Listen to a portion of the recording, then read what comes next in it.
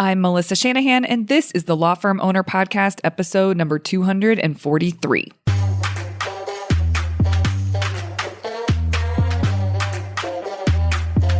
Welcome to the Law Firm Owner Podcast, powered by Velocity Work, for owners who want to grow a firm that gives them the life they want. Get crystal clear on where you're going, take planning seriously, and honor your plan like a pro. This is the work that creates velocity.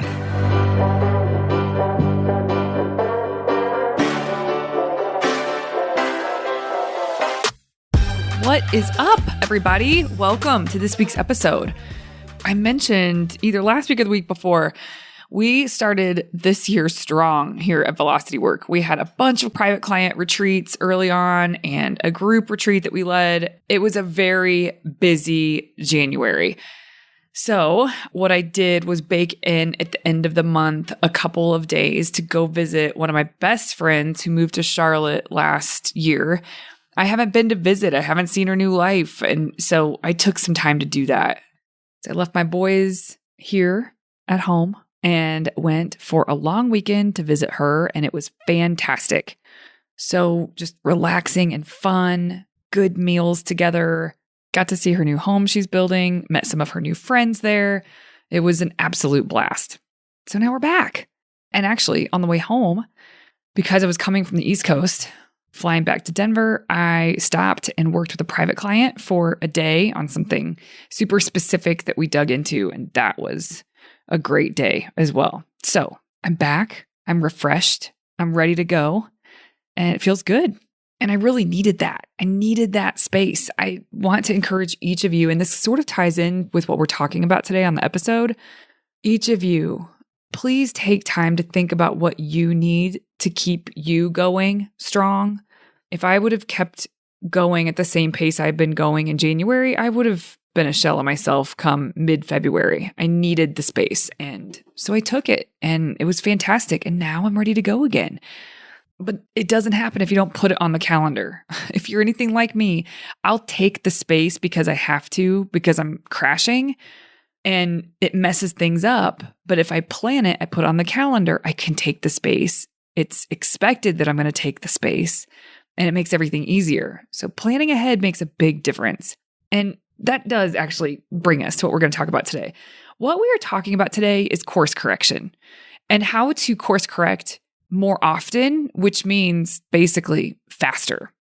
Anytime we set out to do something that feels important to us, something that we are working towards, if it requires a change or it requires deliberate focus that withstands the day-to-day, the norms that we currently have, when you're working towards something and when you're trying to create a change or you're trying to complete a project or when you're trying to shift something into a new gear or create a new normal, that requires focus. It requires consistency. That's what it requires. And so that's probably the better way to think about this is consistency. And when you start to drift from consistency back into your default mode, or you set things to the side, or life gets busy, and so you don't make as much project or headway, you aren't as focused on it, you aren't as consistent with the attention towards that thing, it's going to fall away. And then you'll probably course correct, but you'll be really frustrated when that happens because it's like, man, okay, why did I last quarter set this down? Let's pick this back up. This is something that needs to be done. This makes sense for everyone. But somehow the day-to-day wins. The default way of operating wins. Now, what I just talked about was I gave an example of the next quarter. You may say, oh, okay, we got to get back on this. And so that's you course correcting. A lot of people don't course correct often enough. As time has gone on, I focused more and more on this. And there's certainly times where I don't, but I can recognize it now. So I usually set myself up to win at this game better than I used to. And with course correction, basically what this means is that you have spaces more often of the time where you can reflect on progress and make some decisions about what needs to happen so that you stay focused on what it is that you said was important, or so that you are consistent where it's very easy to not be consistent. It is a check-in. If you have these more often that you actually show up for, just asking yourself a few questions can put you back on track, back on course. So you're course correcting. And this is a much more efficient way to accomplish something that you're really wanting to accomplish because you're not wasting as much time. There's not as much space that goes by where we're just falling back into our default ways. And then we kind of get sick enough of something again, and it brings it back into focus. And then we focus on it again. And there was a bunch of time that lapsed in between when it fell off our radar. And right now, here we are, and we are wanting to focus on it again. This pattern is super normal. You are human. We are not capable of perfection. We are capable of immense progress. We are capable of consistency. Maybe not perfect consistency, but consistency. And that is what matters. I did a series in this podcast last March, so you can go back and look it up. It was a series on consistency, part 1, 2, 3, and 4. And the reason I did that series was because we were crossing over the 200th episode of the podcast. And as a team, we thought through what should we do for the 200th episode. And what I kept coming back to is the idea of consistency, because it's the only reason I was able to cross over 200 episodes was the commitment to being consistent.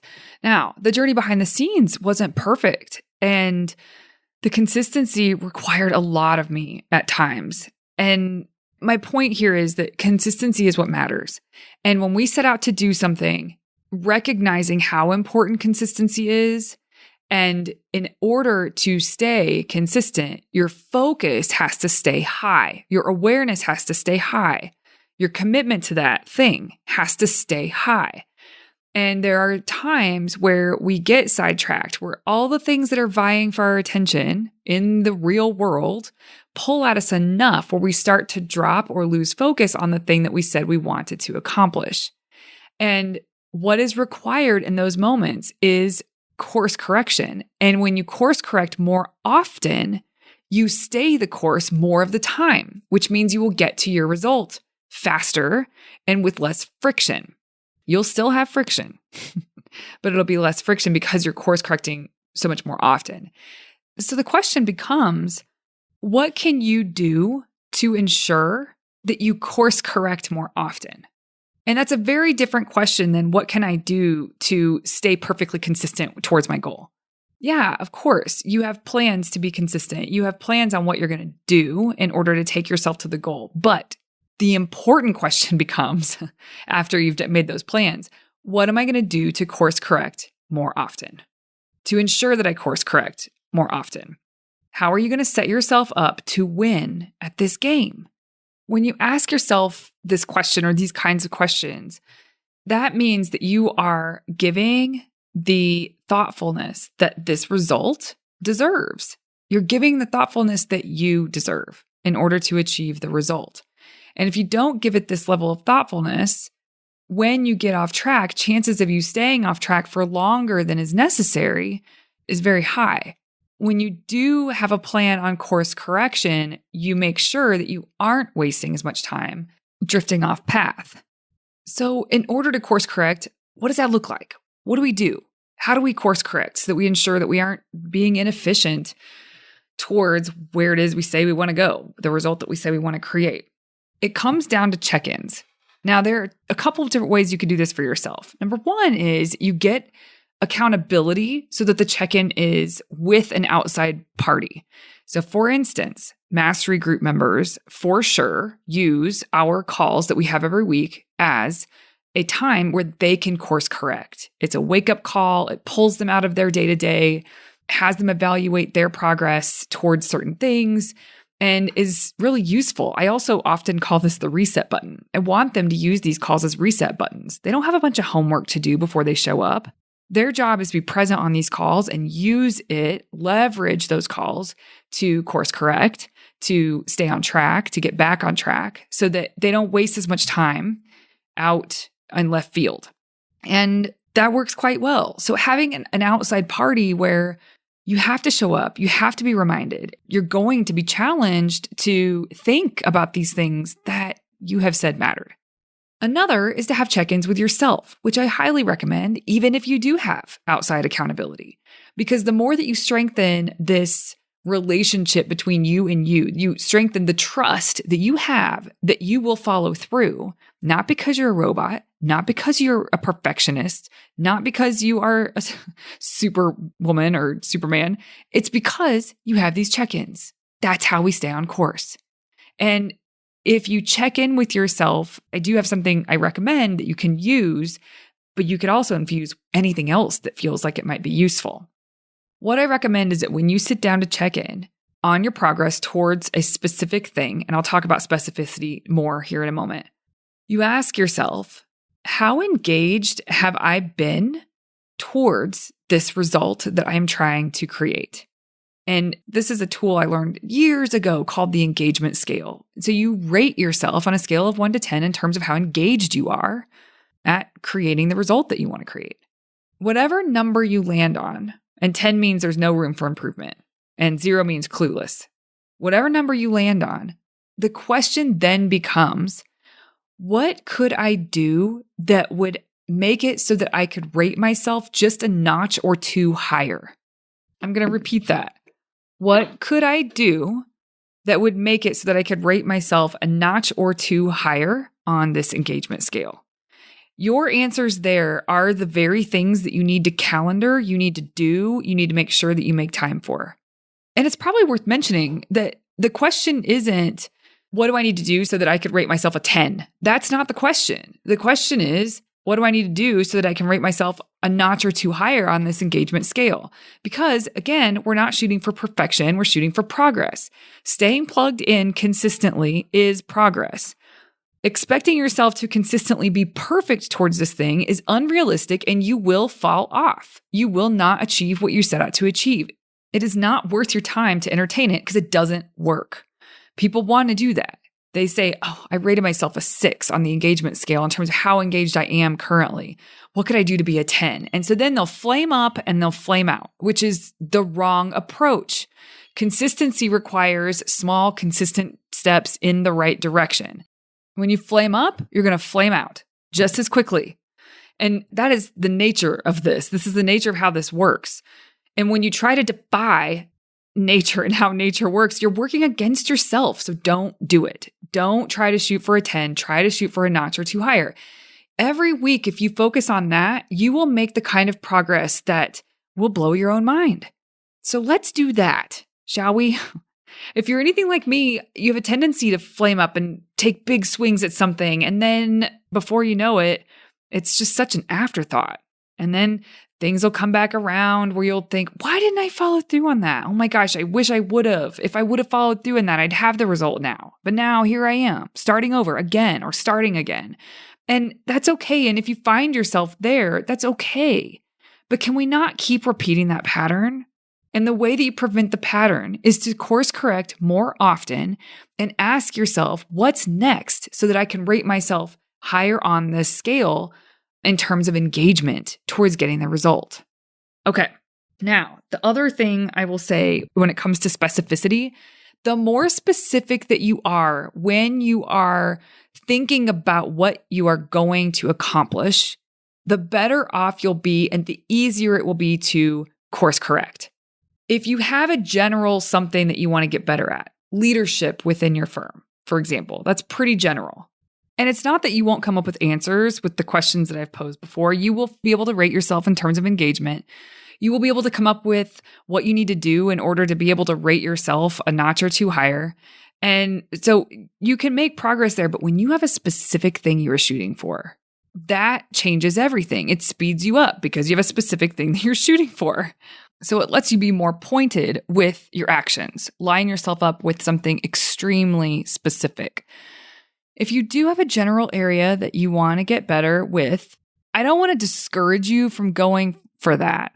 So go ahead, make some progress, but just keep in the back of your mind that when you can name a very specific result within that area that you've deemed worthy of improving, then make no mistake, you will go faster towards that result, which will likely mean you are better in general with the area that you said you wanted to get better at.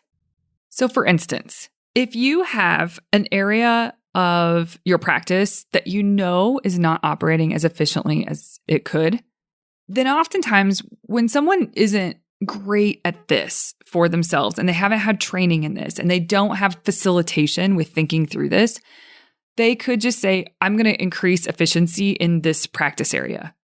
And they start to do a bunch of things to get more efficient or what they think will help them be more efficient in that practice area. Now, when you go to course correct, it's harder to evaluate if you're doing all the right things to be more efficient in that practice area. What would be better is to say, this specific result is what I'm going to create in the next 2 months. And maybe that's to go from spending 6 hours on this matter type, each file or each matter, to 3 hours. And in order to do that, so that's what we're shooting for. In order to do that, I'm going to train the team on X. I'm going to automate Y. And I am going to reset expectations out of the gates with clients with Z. So there'll be 3 things that you're going to do. And then that's super specific. You've gotten specific instead of just doing things to be quote unquote more efficient, which isn't efficient, ironically. What is efficient is naming, this is what I'm shooting for. This is the result I'm going to create. And to create that result, I'm going to do X, Y, and Z. Then you set up time on your calendar to be able to spend time on X, Y, and Z, or spend time delegating the major pieces to get X, Y, and Z done so that progress is being made towards the specific result of spending 3 hours per matter instead of 6. So this is an example. You, I am sure, are thinking of something right now in your firm or for yourself as an owner that you want to be better. What is that? How can you name specifically a result that you're going to create, not just a general area that you're going to be better at? And then make a call on what needs to happen in order for that result to be created. What specific things are you going to do in order to create that result? And when you ask yourself that, it allows you to make more progress more quickly, be more efficient with your execution. So you're setting yourself up right away at making more progress towards the thing that you wanted to do. And if you take seriously this idea that course correction more often will ensure efficiency and less friction towards the very thing that you want to create, when you have your check-ins, it's so much easier to see where you're off path because you are lining yourself up so specifically with a result. Your aim is so clear that it is very easy to see where you're slipping off path and where you need to get yourself back on. Where if you are just headed for a general direction, better at leadership, better with efficiency, then it is harder to have a strong answer when you're reflecting, to ask yourself, what could I do that would make it so that I rated myself higher in terms of how engaged I am in getting this result? The more specific you are, the easier it is to come up with clearer answers to those questions, which gets you back on track faster. And that's really just a tip that the more specific you are, and the clearer you are with what you're aiming for, the easier it is to course correct because the answers are they're blatant. And there's not very many answers, right? When you're aiming for a general direction, there's lots of things you could do to be better generally, but we're going for a specific result. So that's just a tip on how to get the most out of your path towards improving something or creating a new normal. But the whole point of this episode is about course correcting more often. So though I was giving tips on how to think about and set yourself up to have efficiency on the path and to know if you are on track or off track, all that is true. But this episode, the whole point of this is to have you pause and consider how you can course correct more often. Because you will get off track. You will let things slip. You will mean to do something and then not follow through for some reason.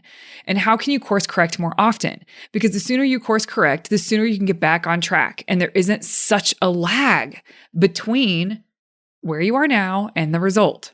that you're trying to create. With the clients that I work with, what they typically are on track or off track for, and they can course correct sooner, are the rocks that they're focused on and the goals that they set. So goals are numbers that they're shooting for: revenue, cases open, profit margin, conversion rate, whatever it is, right? That's goals. Then they have rocks, which are key efforts that they set and decide every quarter.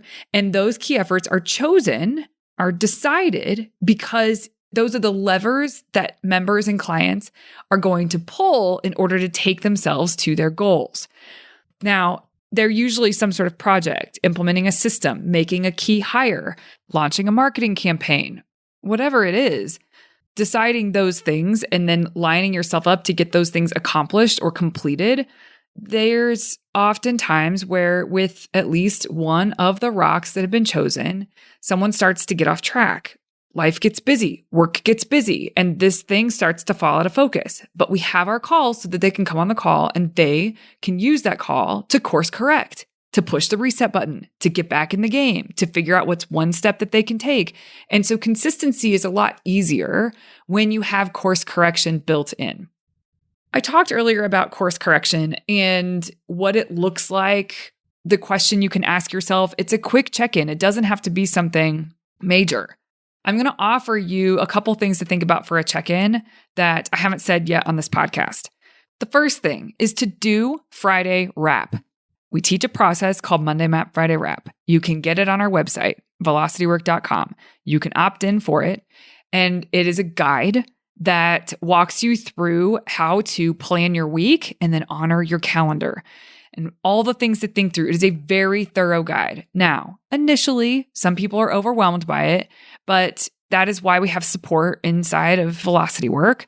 If you follow those steps and you show up every week for that process, you will get better at it and you will begin to operate in a much better, a much higher level way, getting more done in less time and being extremely intentional. And the more intentional you are, the better things go.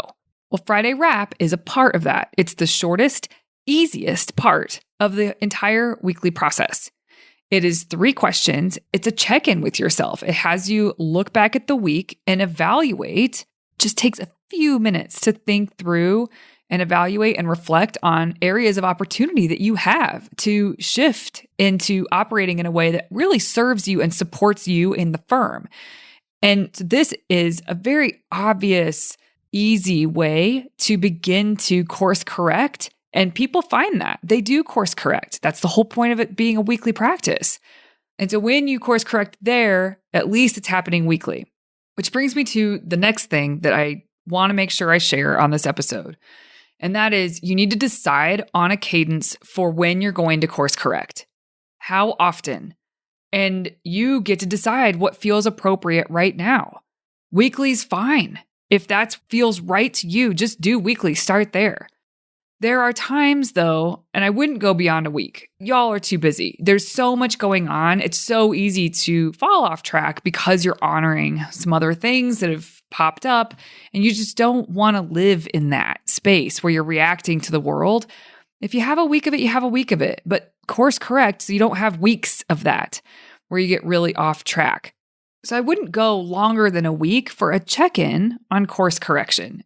And there's easy ways to build that into how you roll. For example, Friday Wrap as a weekly practice. Now, if you're going to do weekly, it needs to be on the calendar, purposefully on the calendar. So you can say course correct. That could be an actual small calendar event on your calendar that you show up for. And inside that event, you can list out a few questions you're going to ask yourself. But also, you can just count on Friday Wrap as taking care of that for you. Now, we talked about weekly. I am a proponent of doing this daily, of reminding yourself of a few things that help you stay the course, and it serves as a course corrector if you do this every single day. I do not recommend that you course correct, quote unquote, every day for multiple things in your life. I think there should be one main focus, one thing you're locked into, maybe 2. Depending on how good you are at honoring your plans with execution. And finding a way to incorporate reminders. It's like almost like a touchstone every day. This is what we're focused on. This is what we're doing. And when you look at that every day, you don't get too far off track. Even if there's a couple of days streak where even though you reminded yourself of it, it's like, oh, the day did not go how I planned. I didn't focus on these things because the space got pushed out. I allowed all of that to happen. I reacted to the world or an emergency popped up. Like there's going to be times where you do fall off course. But because every single day you're starting your day with reminding yourself, this is what we're doing. This is what matters. This is the priority. You don't get off track for very long. It's a good way to help yourself stay on course. And Lord knows we need all the help we can get because there's just a lot going on. There's always a lot going on. And we have big things we want to do. And I have the privilege of working with a lot of law firm owners that have a lot of things that they want to accomplish. Big dreams, big moves, big hires, big results for their clients. There's just a lot of things to juggle. And that's not to mention your personal world. So when I said earlier, we need all the help we can get, I mean it. We need all the help we can get. We need to set ourselves up for success here. And don't leave it to chance. We will fall off course. So think through this and make some decisions about how you are going to ensure that you course correct more often so that you don't waste a bunch of time, you don't get deflated, and you don't have a bunch of judgment on yourself for not following through or finding yourself focused on the same thing again because it didn't actually get done. Just start to help yourself win at this. This is not about you and willpower. This is not about you not being able to follow through with things. This is about you waking up and making some decisions ahead of time to ensure that you actually do course correct more often. It's just anticipating what you're going to need in order to stay on track. All right, everybody, course correction. That's the name of the game. How can you course correct more often? How can you set yourself up to win at this game? Maybe it's something from what I have shared here on this episode. Maybe it's something entirely different. But don't not think about course correction because we all need it. Every single one of us need it. So how are you going to make sure that you course correct more often so that you can achieve the things that you want to achieve with more efficiency, ease, and flow? Have a beautiful week. I'll see you here next Tuesday. Hey, you may not know this, but there's a free guide for a process I teach called Monday Map, Friday Wrap. If you go to velocitywork.com, it's all yours. It's about how to plan your time and honor your plans so that week over week, more work that moves the needle is getting done in less time. Go to velocitywork.com to get your free copy. Thank you for listening to the Law Firm Owner Podcast. If you're ready to get clearer on your vision, data, and mindset, then head over to velocitywork.com where you can plug in to quarterly strategic planning with accountability and coaching in between. This is the work that creates velocity.